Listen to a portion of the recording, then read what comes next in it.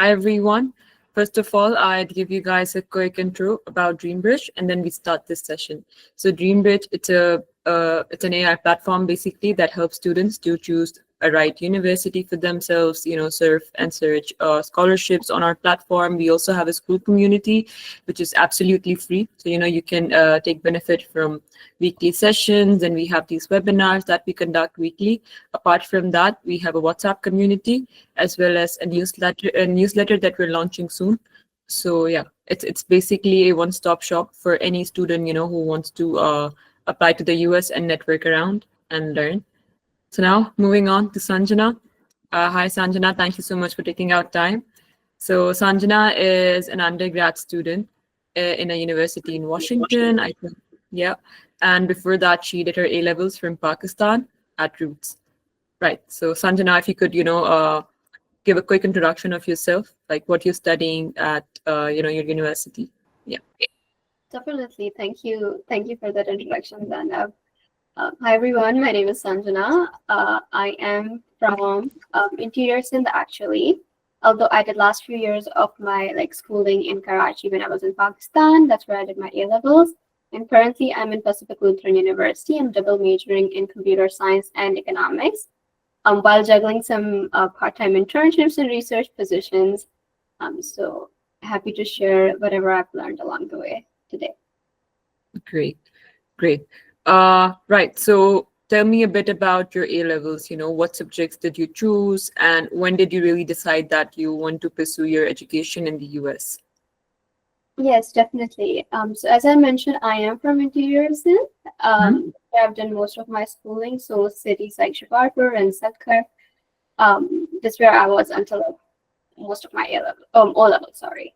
Great. It's a little non-traditional, as in that I never had any aspirations of I wanted to travel, but I did not see anybody studying abroad in undergrad. Maybe in masters or going for the after their medical degree or something. So in grade 10, I got into this program called Henty Luger Youth Exchange and Study Program, which is the YES program.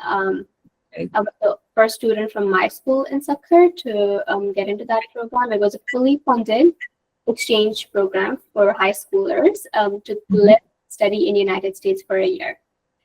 It was super competitive. It took 5 rounds and 6 months of doing those 5 different rounds of interviews and screenings.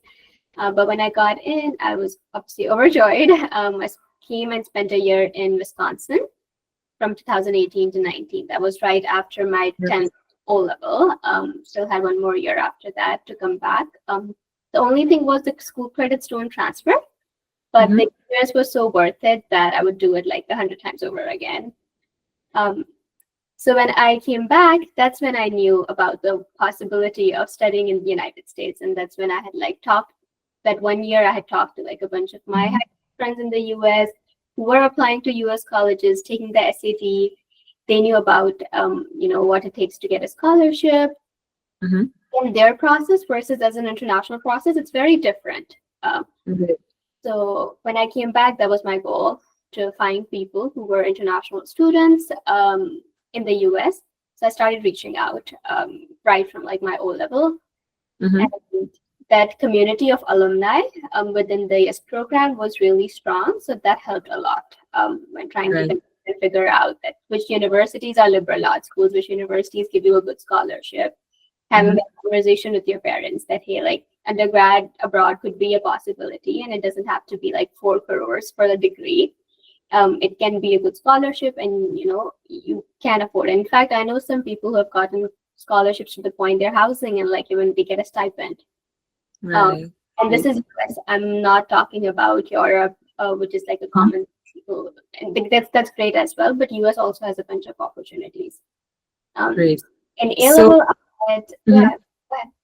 yeah. So back when you were, your O and A levels, and you were doing this whole research, right? So what were the aspects of your profile that you focused more on to make sure that you get a scholarship in the US? Yeah. Yes, definitely. So I chose Roots for A level, and I was a business student through and through. So I had all the commerce subjects, accounting, economics, business studies. Mhm. And I think anybody who is in A level or in that boat, please don't stress that much about subjects. Yes, they're important. I remember spending like 3 months of my A level thinking which subjects are right to go like abroad and get the best scholarship. I did not want anything to go wrong. In the Right. grand scheme of things, it does not matter as much as you think it does. Mhm. I focused a lot on the essay and extracurricular side because I Right. take the SAT. It was Mhm. COVID, so mainly on my essay and then extracurriculars, which were things I did during A level as well as during my exchange year in the US. And that exchange year itself was a great extracurricular to add on Yeah, to definitely. So you that. applied without an SAT or with an SAT? Without. And I Oh, applied twice in 2 cycles. So I applied at the end of 2022, which is when I mhm. got done with my A levels. And I got Right. into some great colleges. I got into colleges like NYU Shanghai on a full tuition ride, which is a pretty Wow. competitive school. I got into Drexel University College of Booster, but I had a Mhm. family situation. I had to take care of a parent, so I decided to take a gap year and Right. reapply. And I'm glad I did because I got an even better scholarship. Great. Great. Great. Right. So basically, back when you were in your A levels, what I've been able to understand is that you were focusing a lot more on your, co-curriculars and your grades to make sure that you land a scholarship, right? So, great. What was the whole process like when you applied again after a gap year, and how also, like, did you show them to the universities that you were on a gap year? Since considering, that like for some universities, if you're unable to create an impactful story around that gap year, they see it as something negative, right? But here are you, like, you landed a 90% scholarship, after a gap year. So what did you like tell them? What was your story like, and how did you connect the dots from all the activities that you did in your O levels, A levels, and in that gap year? Yes, that's a great question, Zanab. So the story part comes in your supplemental essays. So Mm-hmm. when I was applying, I applied through Common App, which most schools are like, most schools will have like a code for it. So you can apply to like 20 universities at like Yeah. free of cost.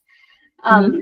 It's a simple portal. You upload like a bunch of your information, you add your recommenders, like be very timely in reaching out to people when you're asking for recommendations, so they can, share like the best of you to the world. Mm-hmm.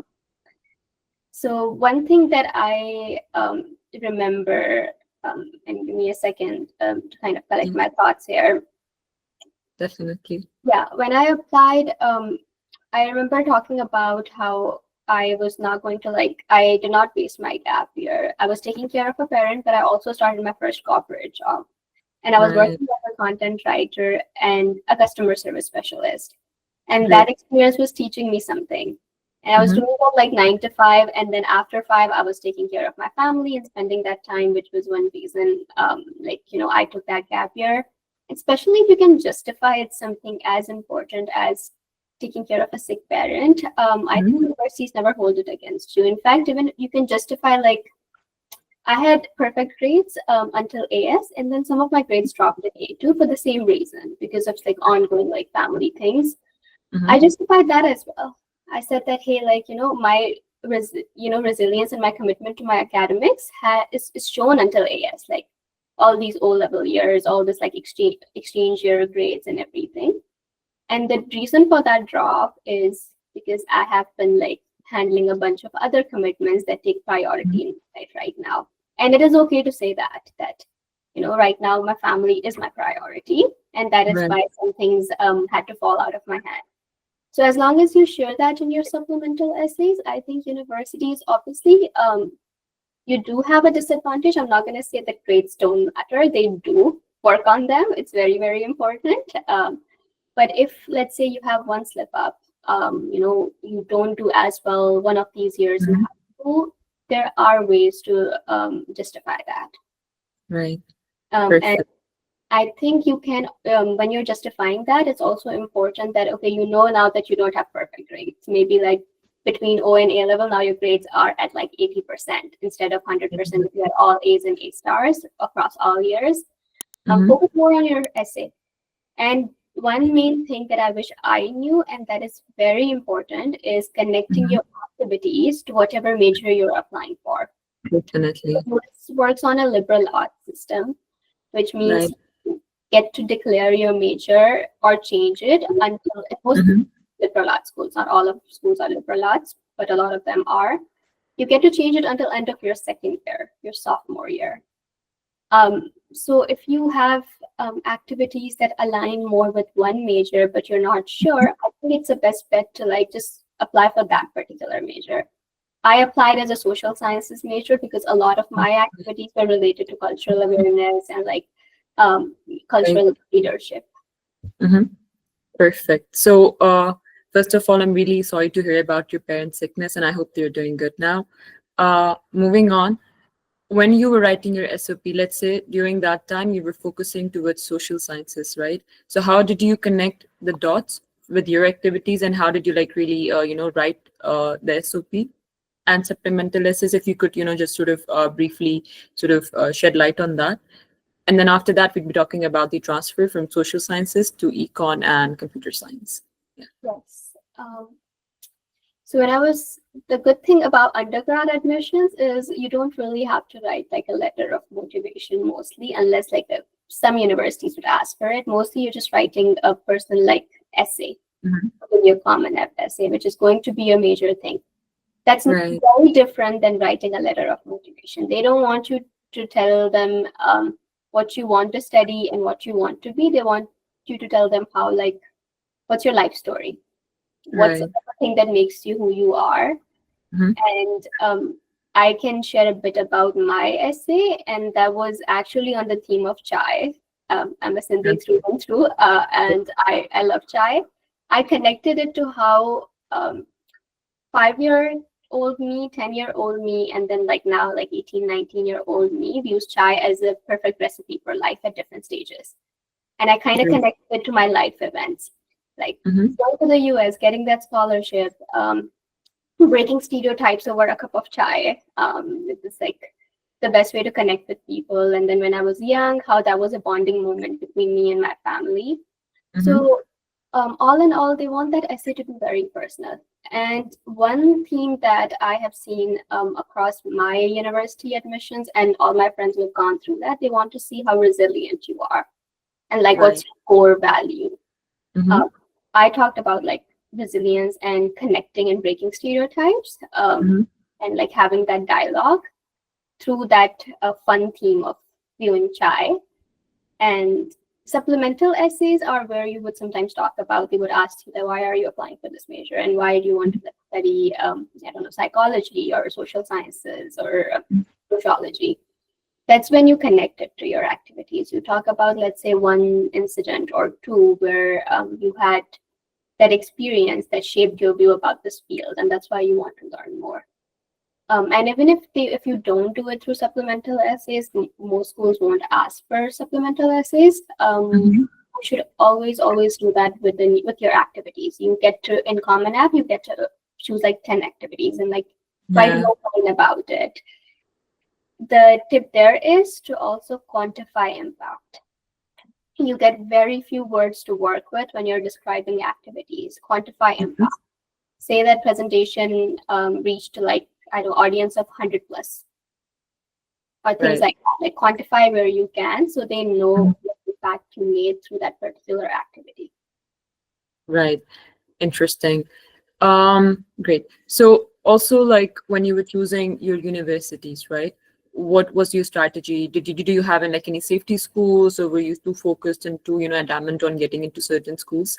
And once you get in, did you get scholarship just like that? Like, you had to like basically request the committee to, increase that, because this is something that, international students do. This is something that I also did basically for my master's. So yeah, that's why I'm asking this.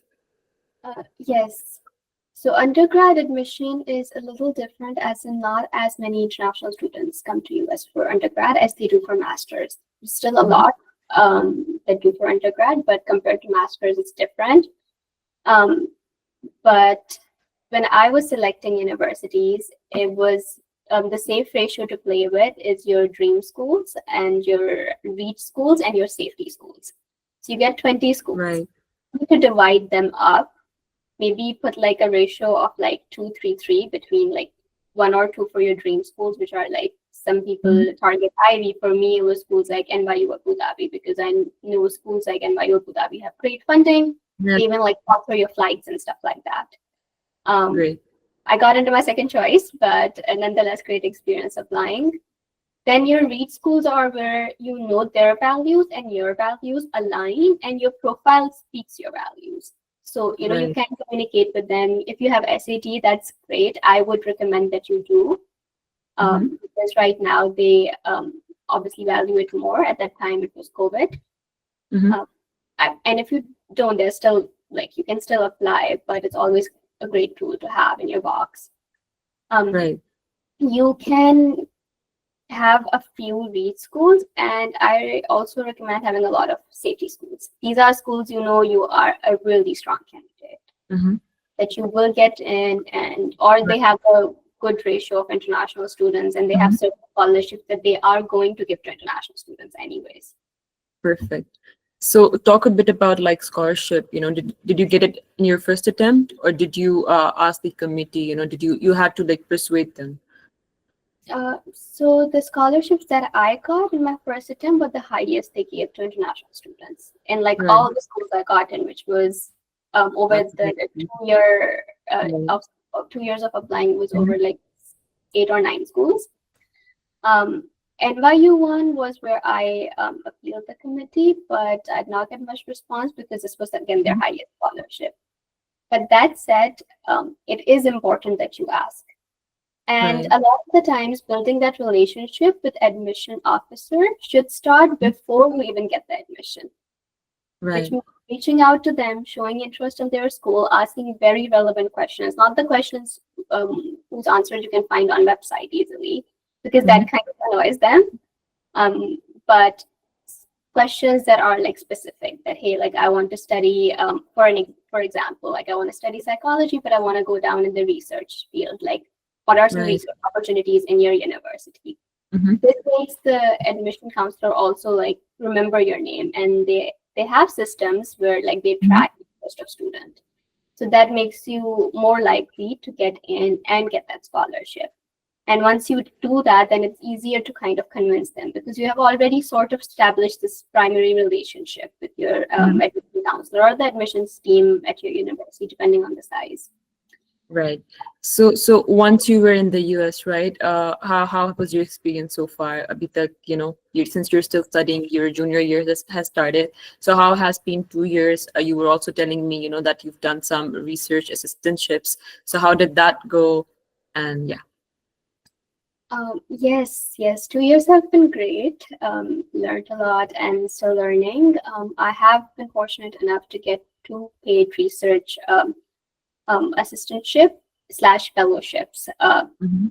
And it's a little more competitive to get like paid research opportunities at undergraduate level. So I am really grateful. And again, the reason that happened is reaching out to professors and going in their office hours.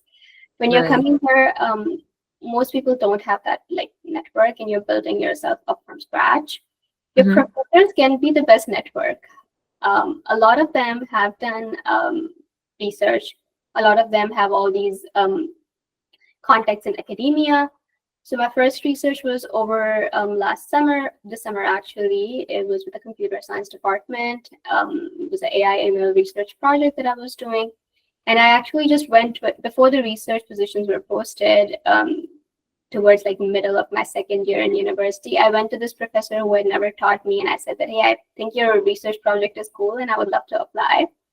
And then we had like a 20-minute chat about how writing is my strong skill. So he said that we always like struggle with the writing part, and we always have people who are very good in computational part of things, but like when it comes to like actually writing the paper, it sometimes gets halted. Yeah. So I think that connection came in before applications were open. And then when they were open, I applied and interviewed along with other students, got in, and it was one I was one of the two people who were working with that professor in a paid position. So how should a student convince the professor to work with them for an RA-ship? Since you also mentioned, it's very difficult in an undergrad, right, to get one. Yeah. Yeah. I think it's important to know your strengths. Like Right. I knew that a lot of students who were applying for that research position, I was Mhm. in my second year. So this was going to be my summer from second year leading to third year. I knew there were students who were juniors, done with their third year, done with a bunch of computer science coursework, had a Right. stronger leg. They had taken classes with that particular professors and taking classes. So I knew I went and I was honest with the professor saying that, hey, I know I don't have this skill set, but I Mhm. have this instead. And I think you need this on your team, which is skill set of writing and data analysis and things like that. So I said that, I Great. have all this experience. So it's Mhm. important to make the ask, but also back it up with what you have done so far and how it's going to be relevant to them. Right. And does the university offer any tuition waivers for RA-ships? Since some universities do, whereas some universities they only pay you the stipend. Since I go to a small liberal arts school and not Mhm. a research or public school, we do not have that. Unfortunately, that would have been great. But we got paid for our participation during summer. And then another research position I got was with my other department, economics, and this was a fellowship. Right. So, and this was a fellowship that was not many people know about, but it pays you well, and it's a year-long project. So Right. I would highly recommend when you get into schools, look into the fellowships the school offers, Mhm. because that's another great way to get research experience. Perfect.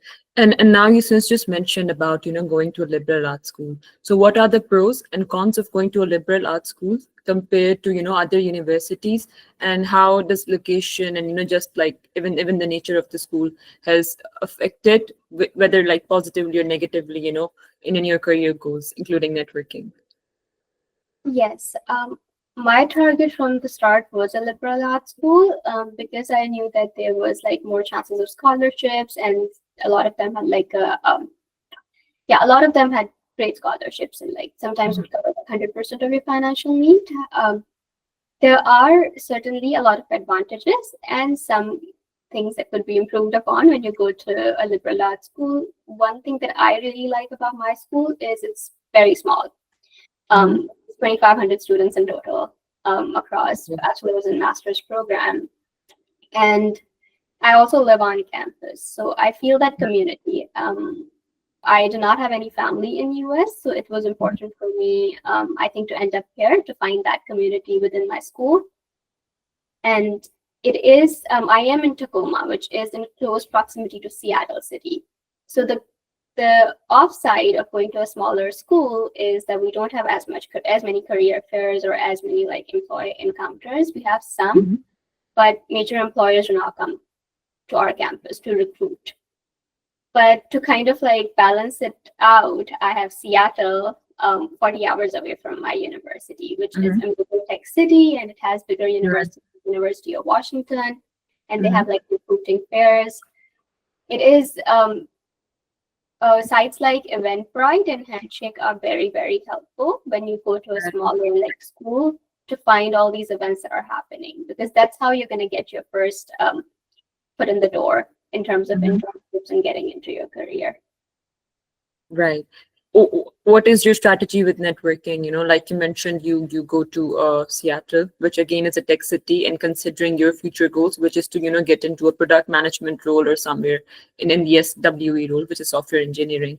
How do you strategize, and how what is your pitch when when you go to these networking sessions, when you meet people, when you do these coffee chats? Yes, great question again. So first thing is finding the right places which will allow you to come in, and a lot of them have kind of happened for me because of reaching out to alumni from my school. Hmm. This is another big advantage of going to a liberal arts school, which does not have that much student population. Alumni are super, super responsive. Great. And it's not like bigger schools, they have like hundreds of students reaching out to them. Smaller schools, you're sometimes the first person from their school to reach out. Mhm. So finding those alumni who are already working in like career services of another school, or people who are not even related to your role. Obviously, there's one that I'm reaching out to software engineers or product managers and learning from them. But finding people and then being connected on LinkedIn really, really helps. And when I go and talk to them through like coffee chats online or networking, it's important to like have that elevator pitch, because you're going to be talking to a bunch of recruiters when you're going to a career fair, and it's easy to feel overwhelmed. So know your why, sum it up, talk about why tech and why this particular role and why you're a good fit again. Again, kind of going back into how I convinced my professor to give me the chance at research is you need to tell them that, hey, I may not be that perfect candidate, but here's all I offer, and I think you need it. And Right. as long as you're confident and as long as you're able to prove your point, you'd be surprised how many people are willing to give you a shot. Right. So has your dual degree helped you in that? Again, considering, you're from a liberal arts school, and also considering like SWE or product management in itself, it's a pretty competitive, place to be in, especially after the tech bubble burst and all those things, right? So how do you like strategize around that? And how do you prove people, let's say there's an international student, that's going for a coffee chat and they want to convince the person that, they require a referral. So how should they approach, and how should they make sure that the other person is convinced?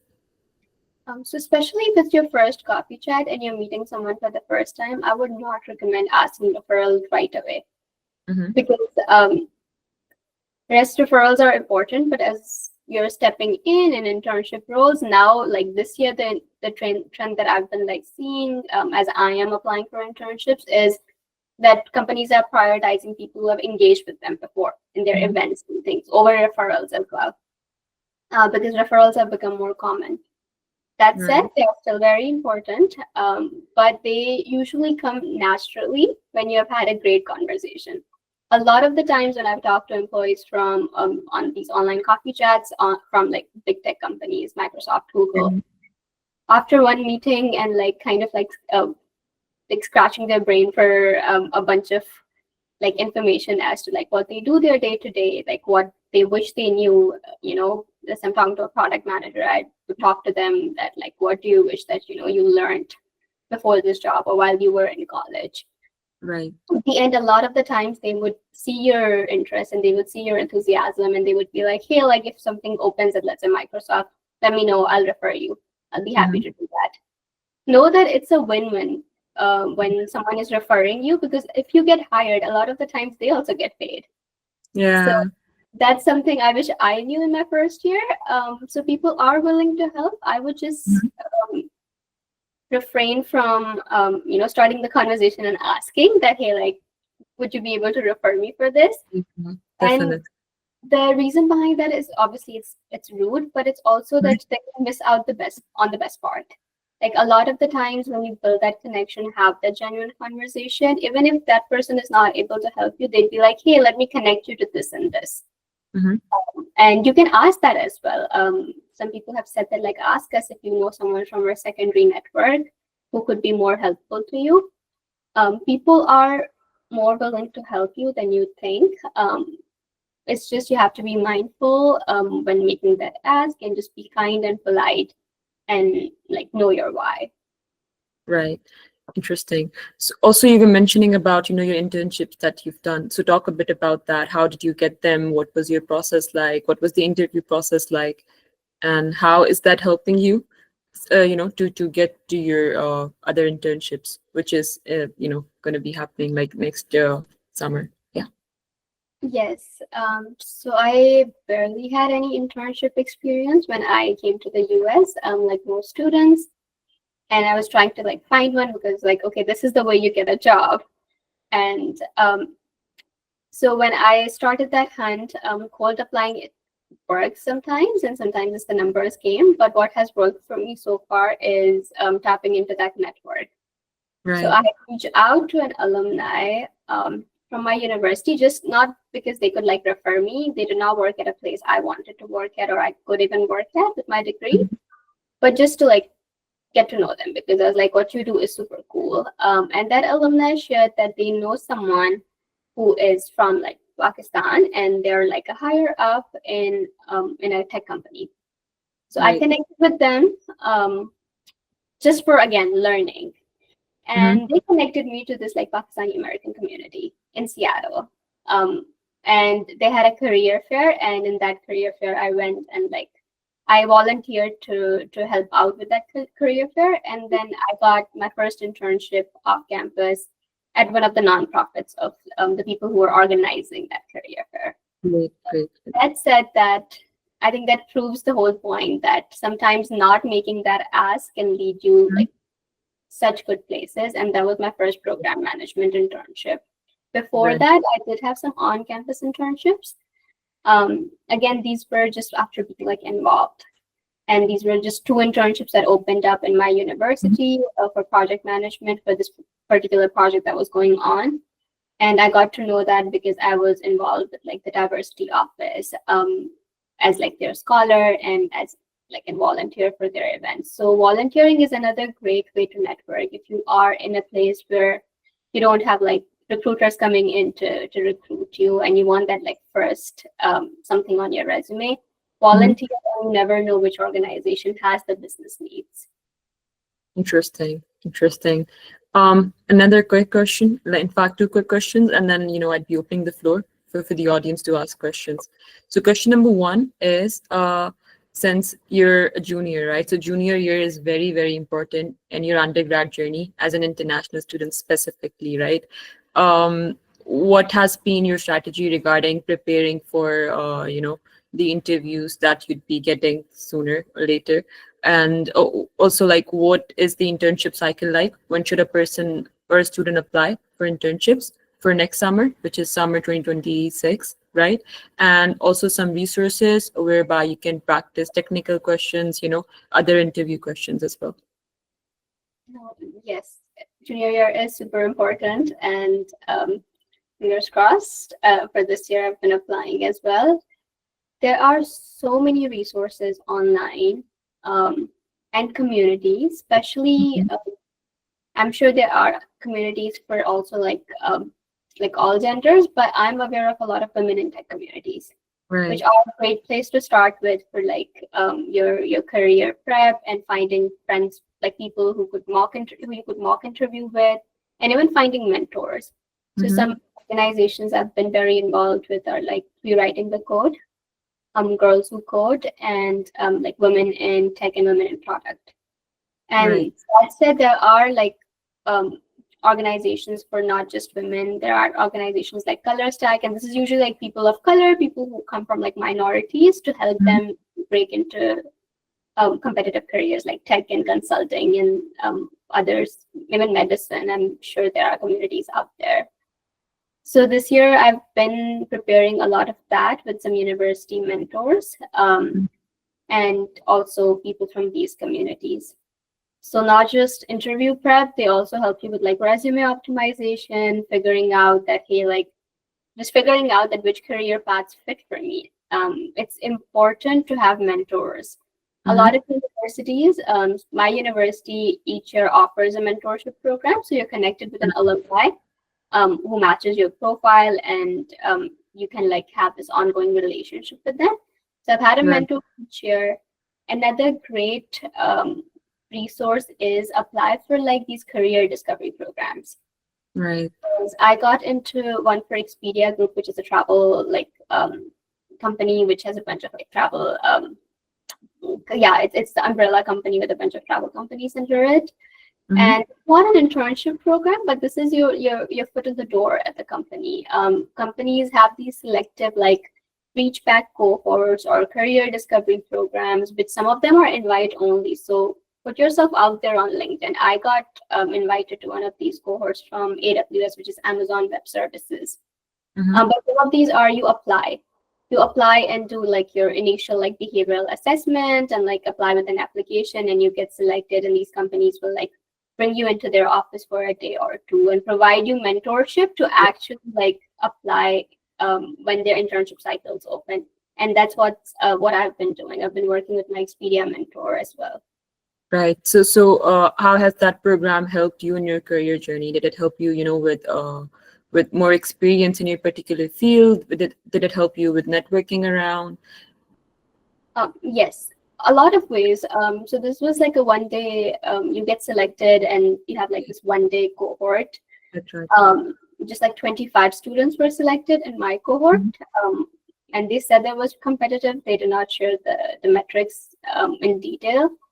But that's how you meet a bunch of peers who are also very passionate about their career. So I'm connected with them, and we usually like share other opportunities with each other.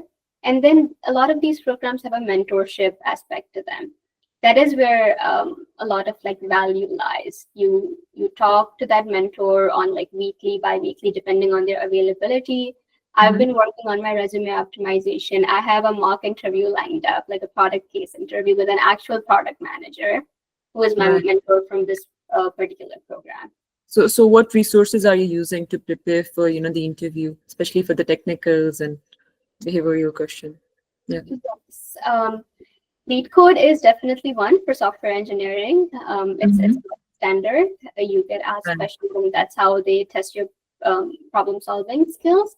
For behavioral interviews, a lot of it comes down to like, so far what I've learned is a lot of that comes down to how well prepared you are and how many stories you have at your disposal. So a great tip that someone gave me as I was preparing for internships last year, so for like this summer, was to have a story bank. Right. And that's how you pull out from that story bank to connect with each questions, from like team conflict or what kind of leadership do you thrive in. Right. So there is that. There are other platforms. Again, these communities like Girls Who Code or Rewriting the Code, they do like interview seminars, Right. which are great because you work with an interviewer live just to practice. So, and there are like, if you don't have that, I think there are a bunch of like Slack groups and platforms like Exponent, I believe, where you Right. can go and like find like random people to work with.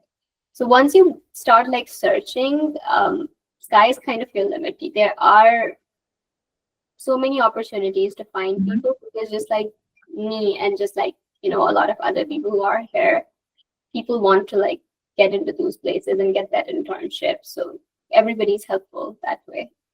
Right.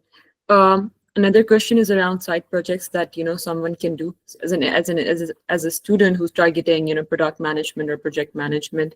What kind of projects should they be looking at to work on, especially with the emergence of vibe coding and all this AI buzz, which has actually eased out the profile engineering for internships and then for jobs, right? So if you were to recommend a few projects.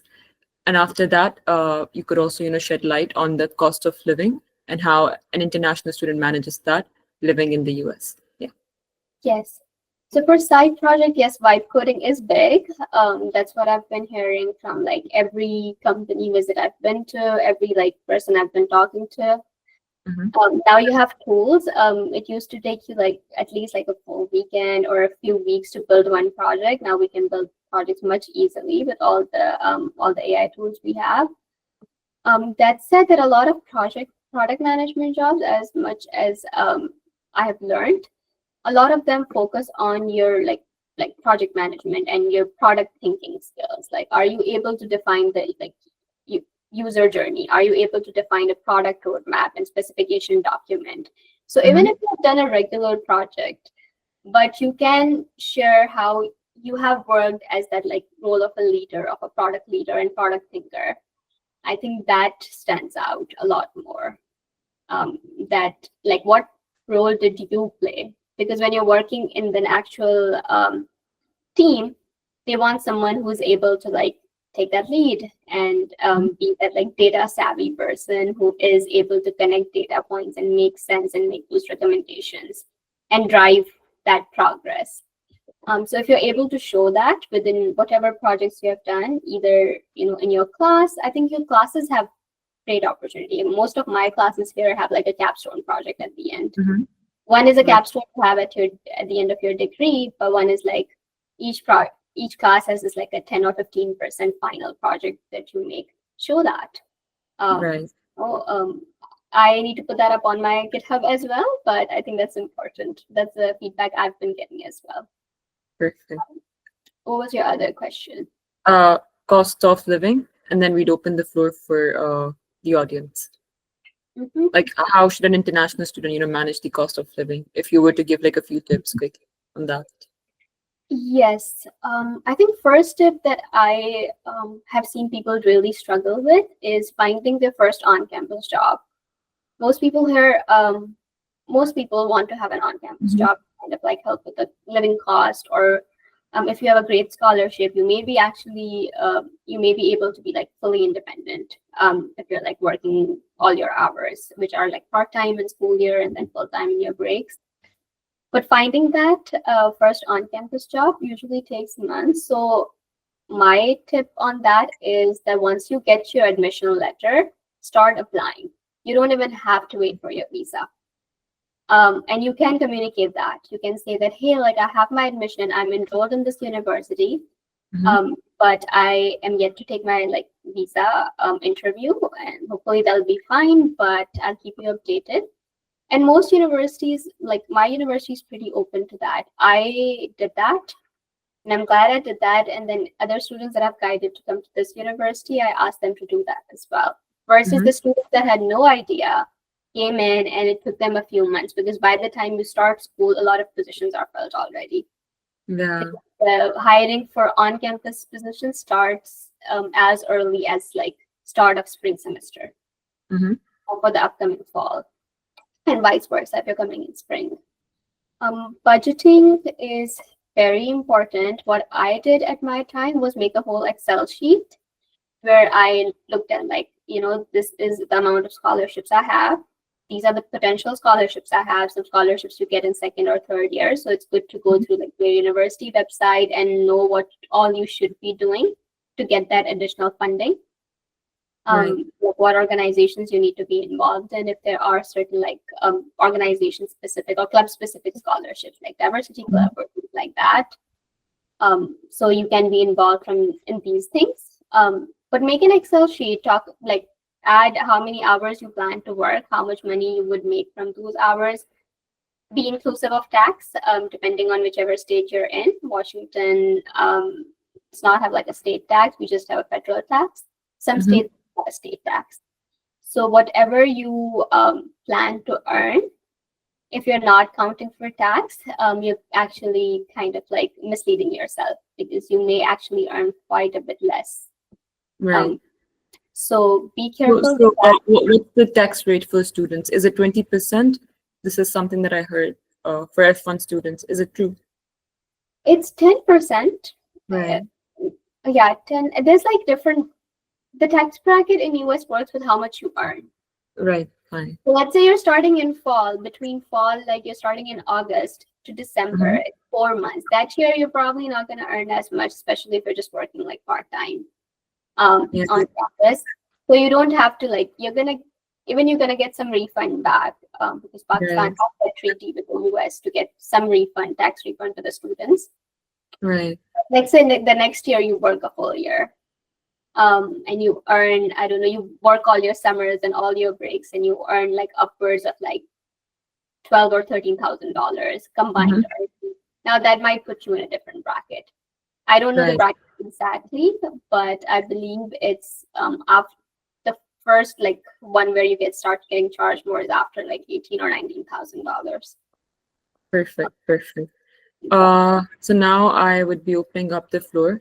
If anyone has any question, they can unmute themselves and ask, and yeah, or they can even type in the chat box. Right. As of now, we don't have any question.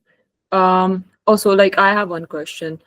Mhm. Like on average, how can a student earn? Is it 1,500? Is it 1,000? Is it 2,000? Because I think that depends from state to state and university to university. So what is it with your university specifically?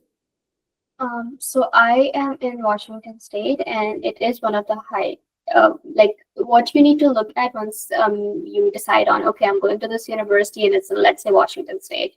Mm-hmm. What's the minimum wage rate?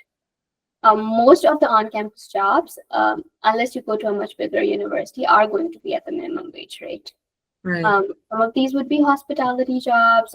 Some of these would be even like, admin jobs. I would recommend try to get an admin job or something that connects you and like kind of connects you to the community, and it's a front-facing type of job. Like let's Mm-hmm. say working with something like the International Student Office or working with the diversity office or things like that, because that helps Sure. you get to know a bunch of opportunities. Mm-hmm. But the wage rate depends entirely upon the state you're in. And there are variations. It's not that all of them are minimum wage jobs. Some jobs, especially like resident assistant, that gives you a benefit of free housing. Right. So it depends on like which job you get and which Mm-hmm. state you're in. So it's very, very personal that way. Perfect. Tabarak also has a question. Tabarak, please unmute yourself. Yeah, so Sanj, thank you for the session. My question will be, how did you get involved with and you might have answered this already, but how did you get involved with AWS, Expedia, like all of these communities, Pakistani communities, and even like these tech communities, and going to these conferences? Did you know about it coming in? Did the school help you? Like, how did you find that? Great question, Tabarak. So some of these are like a result of like cold applying and being signed on to these bunch of like job boards. So Expedia came from this job board called Way Up. I got an email saying that like this is an opportunity, we think your like profile matches and you should apply. I get like a bunch of those opportunities. So if you keep applying, I feel like luck strikes when you have been doing a lot of quiet work. And that's how I like got to the second round and then got into that Expedia Career Discovery Program. AWS on the other hand, came from an invite. And the invite was on LinkedIn. And when I went and connected with other people who were invited, it seemed like a lot of us were just people who were active on LinkedIn, posting about our journey, posting about like things we were doing. And even if we're not doing anything, like what we were learning.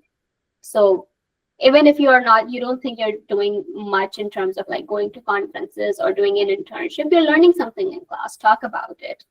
And once you start talking about it, a lot of other students start like resonating with that experience. And that puts you at a higher chance of being viewed by a recruiter for opportunities that are like invite only and selective. How did I get to know about conferences that I've been going to and the tech communities is again cold outreach. You have to do it at every level. Like you don't have to just find people who are, where you want to be, but also like your peers from other colleges, like bigger colleges. When you go to a small school, you can talk to people who went to like Ivy Leagues or who are going and doing the same degree.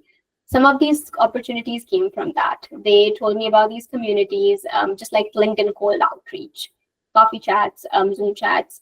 They said that, hey, join this community. And once you join one community and start attending their events, that's how you get to know that, oh, the other community exists and there's another event happening. There are a lot of fully funded conferences that happen. You have to apply. They are competitive, but they're not like, they're there for you to apply. So get that opportunity. I've been fortunate enough to get to some of these conferences. Again, you talk to a lot of employers there as well, meet people who are where you want to be, and a lot of them, they're willing to help you. And universities also have a fund. When you get here, talk to your department or talk to a university like club support or something. They have a fund for student development. So some of these conferences, even if they're not funded, university might be able to give you some amount of money for your professional development. Very nice. Thank you. And I see in the chat there's a bunch of questions about scholarship, on when to sit for a city, when to start applying. So maybe like if you can go with that one more time, like if I am an O or A level student right now, how do I find scholarships? Do I have to apply separately for scholarships? How did I think about SAT? Maybe like you probably have talked about it, but maybe if you can recap it again. Yes, I see a lot of questions about SAT and like when should we apply? Okay, your official application goes in a year before you're gonna start. So application cycle for US starts, let's say you're gonna start in fall of 2026. So right now should be the time you're locked in and working on your essays, because there is early decision and early action, which are, I think early action is not binding. One of them is binding, which means you only get to select one school when you apply in like October, November. And if you get in with the scholarship that you have requested, or like financial aid you have requested, you are committing to it.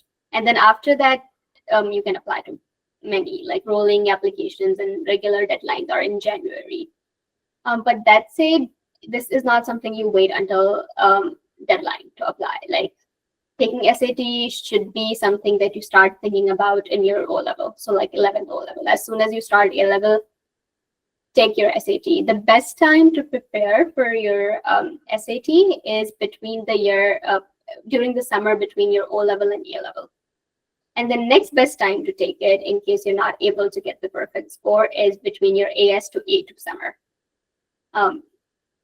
And you can take it multiple times, but your summers are your best bet, because that's when you don't have the academic pressure. You can actually sit down and study.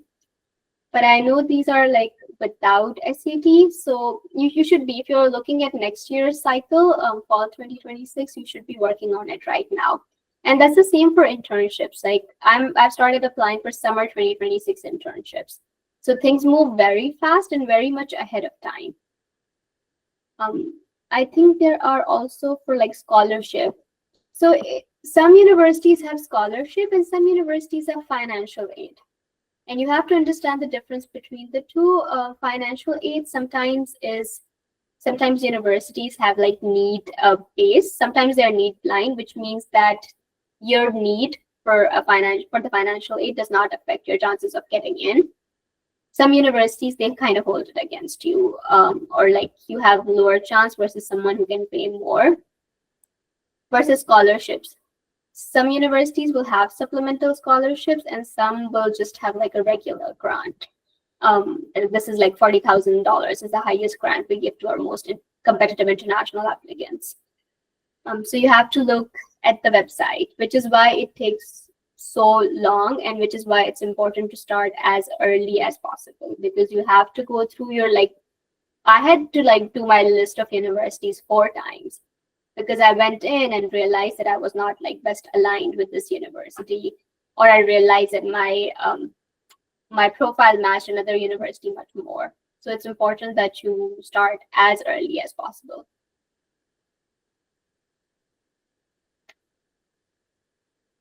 Great. Let's see if we have another question. There's another question from Safdar Bajwa. It's regarding PhD. So he's asking, now I will be applying for PhD economics in US having GRE. Can you please help me that? Tabarak, can you answer this question? If you're well versed. Right, I think he's not here. Ancha has another question. She's asking about a mentor for the process of a new learner. So yeah. New learner in the sense like applying to universities, or new learner, like please expand on that, but I'm just going to share what I understand. Reach out to people. I don't think, I mean, you would be lucky if you find someone who's able to guide you through the entire process. But a lot of the times people who are already there are aiming at other things and have a lot going on as well.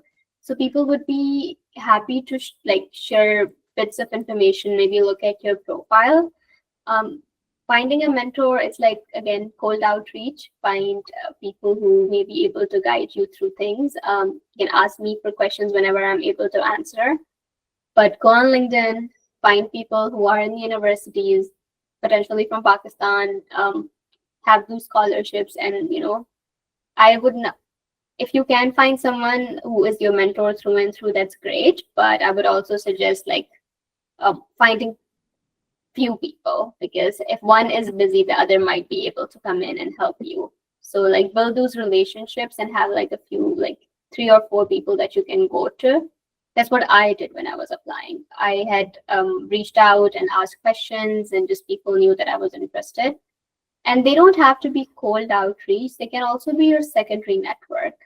So if you don't know someone in your primary network, like I did not know anyone because I came from a smaller town, people that you know might know someone who may be in a position that you want to be in. Let it be studying in the US on a scholarship or in that particular job role. So ask that primary network, like the person you know, to kind of connect you, and after that, try to reach those people. Perfect. Thank you so much for explaining everything, and thank you for your time. It was a great session. Thank you to the people for joining in. What if somebody wants to reach out to you, after this call? What is the best way for them to do it? LinkedIn is great. And I also have like a public Instagram account where I hope to share a lot more of these insights, whatever I can from my journey, and help people. So both of these are great places to reach out to. I know you have tagged my LinkedIn here, so yeah, that's perfect.